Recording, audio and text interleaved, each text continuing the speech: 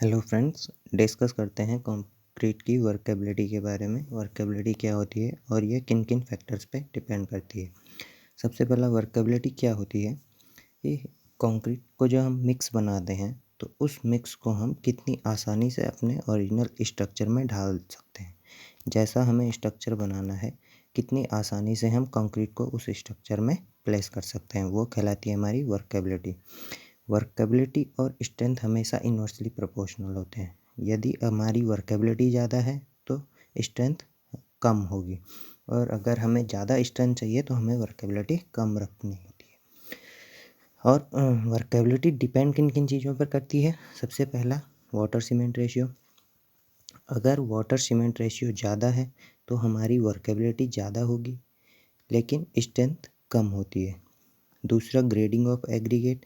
Grading of aggregate क्या है? अगर हमारे वेल ग्रेडेड एग्रीगेट होते हैं, वेल ग्रेडेड पार्टिकल्स हैं सारे, तो हमारी वर्केबिलिटी अच्छी होती है, और अगर पुअरली ग्रेडेड पार्टिकल्स हैं तो हमारी वर्केबिलिटी कम होती है। दूसरा साइज ऑफ एग्रीगेट।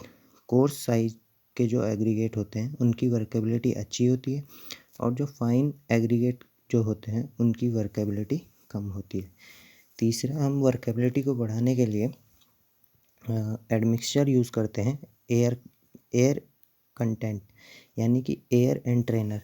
इसमें हम मैकेनिकल रूप से कंक्रीट के अंदर छोटे छोटे वायु एयर के जो हैं बबल्स डाल देते हैं, जिनसे क्या होती है, वर्केबिलिटी इंक्रीज़ हो जाती है। इसके लिए हम यूज़ करते हैं एल्यूमिनियम पाउडर को। एल्यूमिनियम पाउडर को हम यूज़ करते हैं। जब हम वर्केबिलिटी को बढ़ाने के लिए एयर बबल्स का यूज़ करते हैं तो हमारी उससे क्या होती है, वर्केबिलिटी बढ़ जाती है लेकिन स्ट्रेंथ 5% तक कम हो जाती है।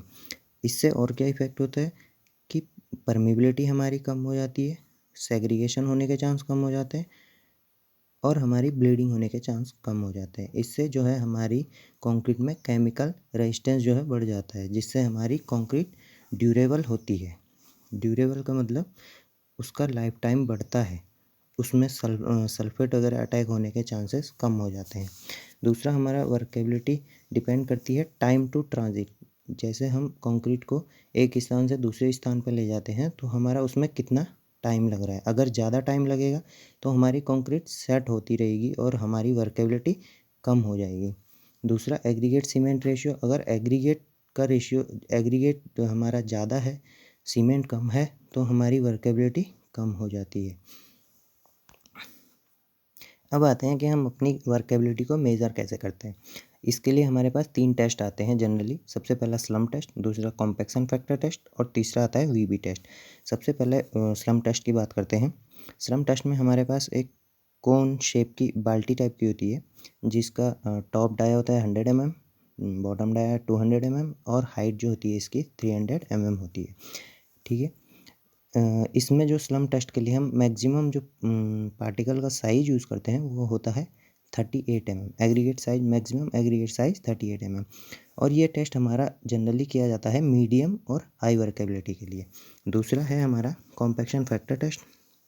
इसमें हम ये लैब टेस्ट है, और ये जनरली यूज़ किया जाता है लो और मीडियम वर्केबिलिटी के लिए। इसमें हम वेट का रेशियो लेते हैं, पार्शियली कॉम्पैक्टेड कंक्रीट और फुली कॉम्पैक्टेड कंक्रीट का। ठीक है। तीसरा टेस्ट है वीबी टेस्ट। इसमें हम टाइम को मेजर करते हैं कि हमारा कंक्रीट को ओरिजिनल स्ट्रक्चर में ढालने में कितना टाइम लग रहा है, वो हम इसमें मेजर करते हैं। ये वेरी लो और लो वर्केबिलिटी के लिए सूटेबल है। इसमें हम time required for complete remoulding, यानी कि हमारे कंक्रीट को रिमोल्ड करने में कितना टाइम लग रहा है उस टाइम को हम मेज़र करते हैं सेकंड में। स्लम्प टेस्ट हमारा फील्ड टेस्ट है, और इसको कहीं पे भी किया जा सकता है। कॉम्पैक्शन फैक्टर और वीबी टेस्ट हमारे दोनों लैब टेस्ट है। अब इन तीनों टेस्ट से कुछ डेटा निकल के आता है जो हमें वर्केबिलिटी के बारे में बताता है। सबसे पहले बात करते हैं स्लम्प टेस्ट की।